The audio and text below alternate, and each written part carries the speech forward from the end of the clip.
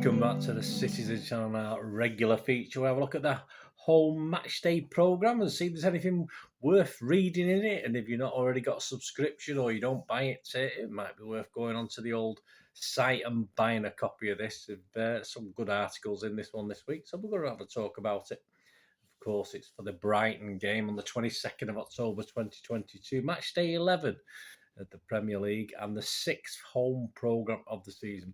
£4 for 84 pages, available on subscription. Of course, it's pay £4. You get it for £3.50 if you get it on subscription.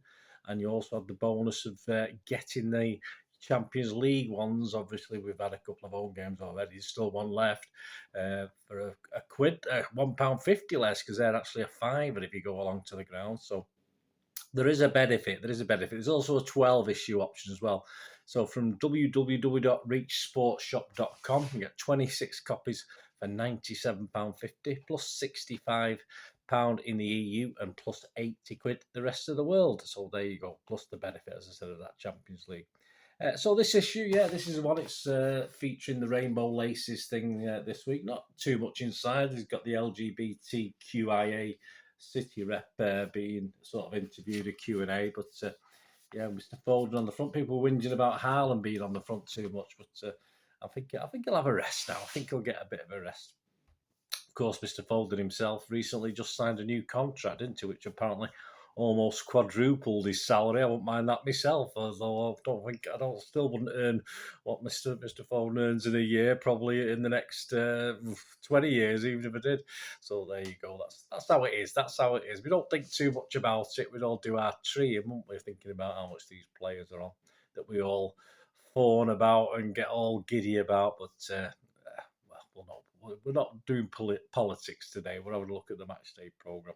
Of course, inside, just the normal stuff from Pep, just the normal stuff from Buzzer. You read through it, it's just the same thing about the last game, about what we're looking forward to doing, about the new game. Nothing. I mean, if you got, for me, as I think I must have mentioned it before with Buzzer, of course, I just want something a little bit more in depth of what Buzzer was, Buzzerfied, things about him, not his opinion, which are sort of the routine stuff on a past game and an upcoming game. I want to read a bit about some of it. I want to read a bit about Buzzer in his column, but you don't really get that much. Player feature on Phil Foden in this one.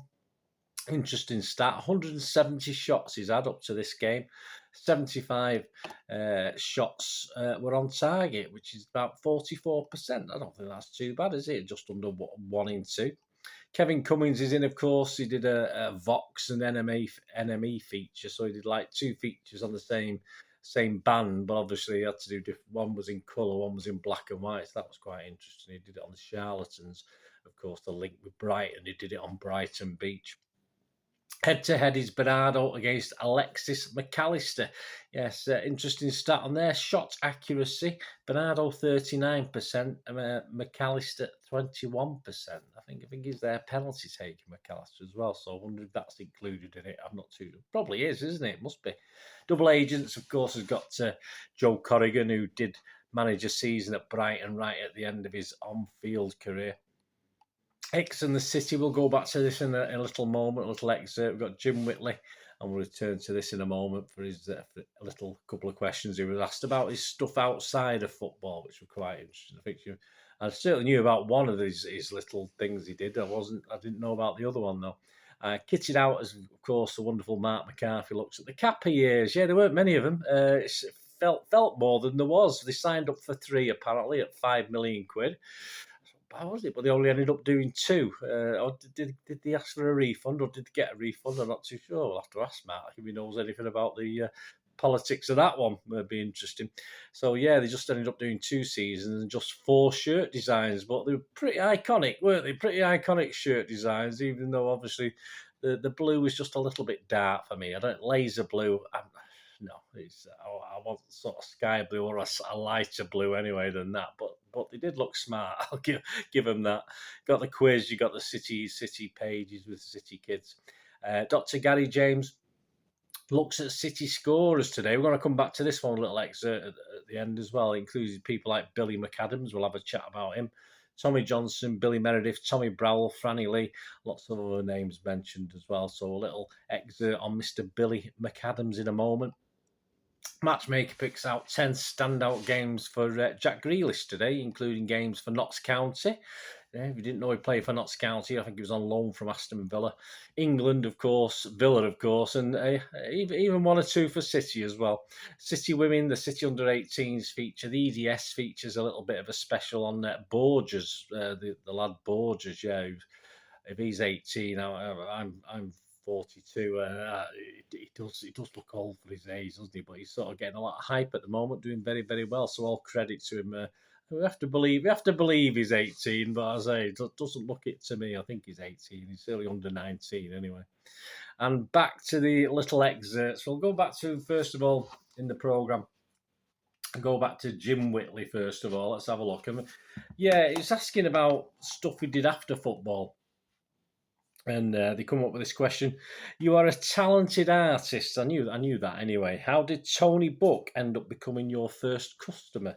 I had done my art, he said, at A-level and saw a picture of Tony Buck, which just looked great. So I thought I'd try painting that as an experiment. I showed him. He said, how much do you want for it? And when I went, I've no idea, then I did another couple of portraits and it's gone on from there. I've done portraits of various players and still do today. I mean, some of you out there might have some of his pictures. But one thing I didn't know about him, this is the next question, and tell us how you ended up performing as a professional singer. I wasn't aware of that. I should have been, because he's still doing it. He answered, when I played for Wrexham, the lads went into a studio to record a song, and one of the guys there invited me back. I ended up joining 2 West End singers on a Rat Pack tour. It was sink or swim, but I found going on stage helped fill the void left by football. I was going out to perform. It was replacing one with the other. And we're still touring. So there you are. I don't fancy a bit of the Rat Pack or Mr. Jim Whitley there involved in that. I've always wanted to have singing lessons. I don't know why. I thought if you ever get enough money, I might do, just because I just don't know. I like to sing. I mean, I sing at the match, but not exactly gonna sell any records doing that at the match. That's for sure. And we'll go on to City Reflections now.